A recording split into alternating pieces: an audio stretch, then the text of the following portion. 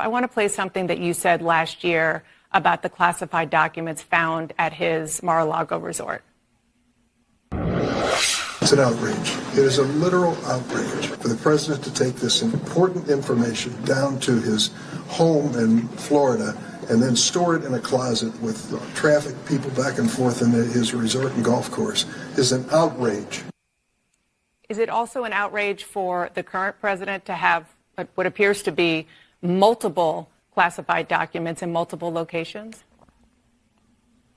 At its heart, the issue is the same. Those documents should not have been in the personal possession of either Joe Biden or Donald Trump. But what happened and followed from it is significantly different. Boy, oh boy, oh boy, oh boy, oh boy. I know some of you hate when I start videos off with that, and some of you guys love it. It's just like my mocking voice. Some of you guys love it, some of you guys hate it. Can't please everybody. But this one definitely deserves a boy, oh boy, oh boy, oh boy, oh boy. Because as I predicted, and I'm pretty sure many of you guys predicted as well too, because it was an easiest, obvious prediction to make, there would be a fourth set of classified documents that would eventually be found either in Joe Biden's home or somewhere else, right, that Joe Biden likes to hang out. Okay, very easy prediction to make. The U.S. Department of Justice found more classified documents in a new search of President Joe Biden's home in Wilmington, Delaware on Friday. A lawyer for Biden disclosed the fact in a statement on Saturday night, saying 6 items were found, including documents with classification markings. Some were dated from Biden's time as a senator, which lasted from 1973 to 2009. Others were from his tenure as vice president in the Obama administration. In a search that lasted more than 12 hours, Department of Justice investigators also collected some notes that Biden had handwritten as vice president, according to the lawyer Bob Bauer. He said the president had offered the authorities, quote, access to his home to allow DOJ to conduct a search of the entire premises for potential vice presidential records and potential classified material. It was coordinated with Biden's lawyers ahead of time, Bauer said, with his personal and White House attorneys present for the operation. The president and first lady were not present during the search. The document saga began in November when Biden's lawyers found classified documents in a Washington, D.C. private office used by Biden after his vice presidency. In December, others were uncovered in Biden's home. The 2 discoveries were separately made public this month. According to the White House, all of those materials were uncovered by Biden's lawyers. Based on information released publicly, Friday's search was the first time federal law enforcement have conducted a search for government documents at Biden's private addresses. So again, do we have a 5th set of documents, right? Do we have a 5th set of documents that they will find? If I was a betting man, I would say yes, right? I would say yes. They're probably going to find a 5th set of documents somewhere. We will see. Okay, we will see. But yes, another set of classified documents have been found. And this was after Karine Jean-Pierre told the media that, hey, don't worry. We've completed our search, right? The search has been complete. We've looked for these classified documents and we have completed the search. Trust me. After the search concluded last night, we released a statement disclosing the facts from that search, as you all know, this morning. This is all part of the Justice Department process. I don't have anything more to say, but that search was completed last night, and now this is in the hands of the Justice Department. So look, I want to be very prudent here, as I said yesterday, as you all have reported over and over again. About any questions about this, any specifics, there's a review going on, and I would refer to Department of Justice or my colleagues in the counsel's office. You should assume that it's been completed, yes. Well, as I just said, as you saw in our statement, the documents that were found last night, right? They completed the search with documents being found last night. And then this morning, we put out, you heard from the White House counsel, we put out the information on specifically what was found. But just one document was found last night. The search was continuing. It was ongoing. The process, as I've been saying, was ongoing. And the search is clearly complete, and therefore we shared the information with all of you. I can just refer you to what his team said. The search is complete. He is confident in this process, and I will leave it there. Yeah, so that was like a week ago, okay? Corinne Jean-Pierre was saying that the search is complete.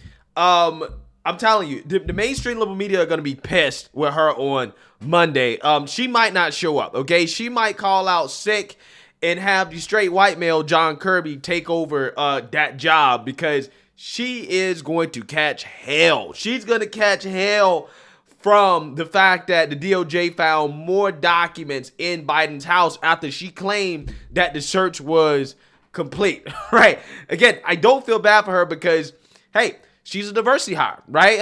And, you know, her qualifications were her skin color, the fact that she likes to sleep with women, and the fact that she allegedly has a vagina, okay? And we're going to see how that works out for the Biden administration. Now, I don't think that Corinne Jean-Pierre is going to last too much longer in her position. I am sensing a resignation coming up soon, okay? And Biden just had a big resignation that happened out of the White House as his chief of staff, Ron Klain, has actually announced that he is resigning. Take a look. This will mark a significant shift in the leadership at the White House. As CNN has confirmed, Chief of Staff Ron Klain is expected to step down from his post in the coming weeks. Sources saying that is expected to happen after the State of the Union address, which is currently set for February 7th, but that Klain would stay on it for a bit of a transition period as they work towards his replacement. Now, this comes as Klain has steered the ship at the White House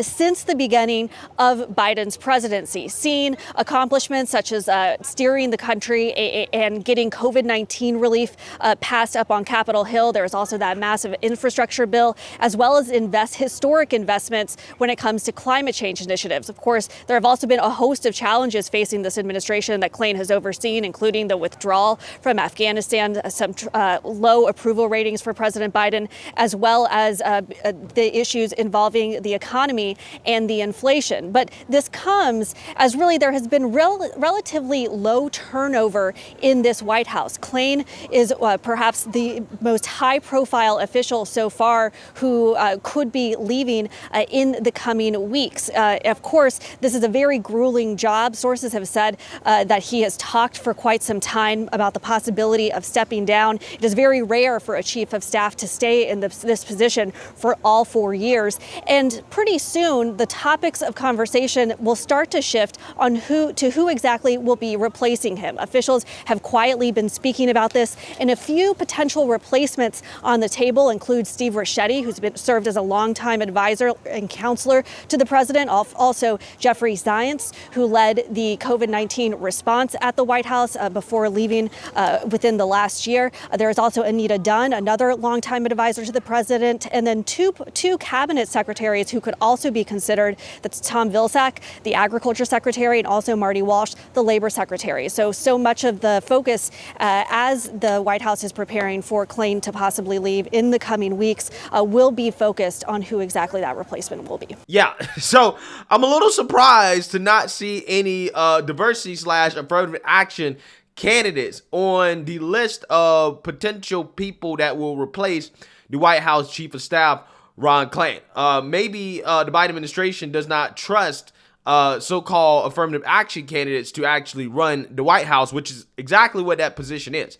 The chief of staff quite literally is the handler of the president of the United States, as he basically directs all of the Biden staff, the daily operations and activities for the president. Okay, he runs the White House basically. Now, this guy resigning is a big deal. And the timing of it also is pretty interesting because there are a lot of questions around why in the world did the Biden administration choose not to disclose the discovery of the classified documents when they were originally discovered back right before the election. Again, Ron Klain could have been a part of that decision to basically cover up this massive bombshell that could have affected the outcome of the midterms. Who made that decision? Ron Klain make that decision? Who made the decision not to disclose? Not to disclose. Did Ron Klain make the decision? Did the president make the decision?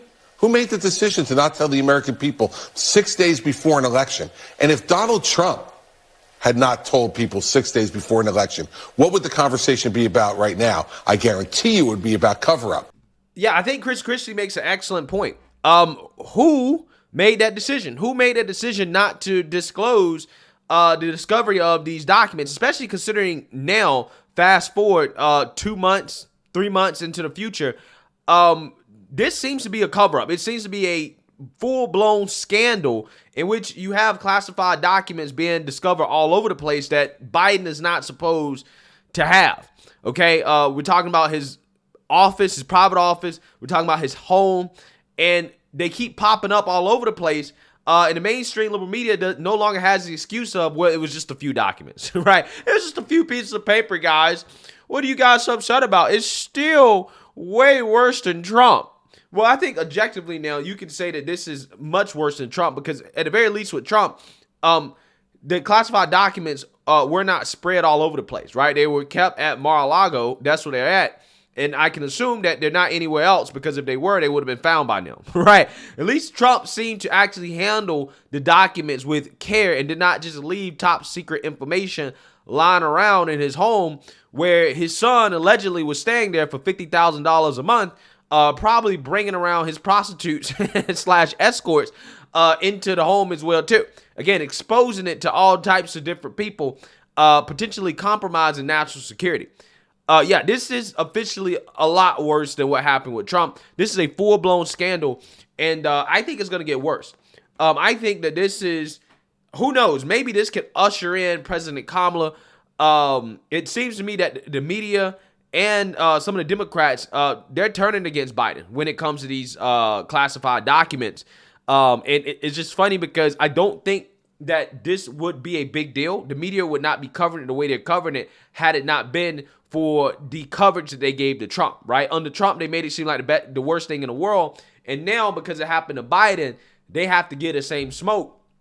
And who knows? I mean, this could be the beginning of the end for the Biden presidency. This could be them ushering in Kamala Harris. And again, I think this scandal is just going to get worse. I think it's going to get worse and worse and worse.